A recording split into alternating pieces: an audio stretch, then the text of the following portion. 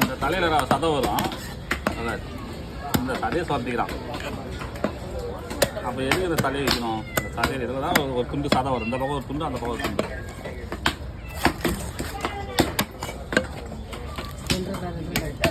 ஆமாம் வரலாம். அதுக்கப்புறம் போட்டுலாம் போய் பிடிச்சிட்டு வந்தால் தான் மீன். எல்லாம் ஆற்றுருக்காங்களா?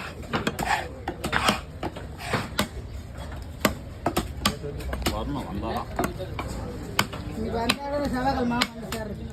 அப்படியா? என்னலாமா? ஓ,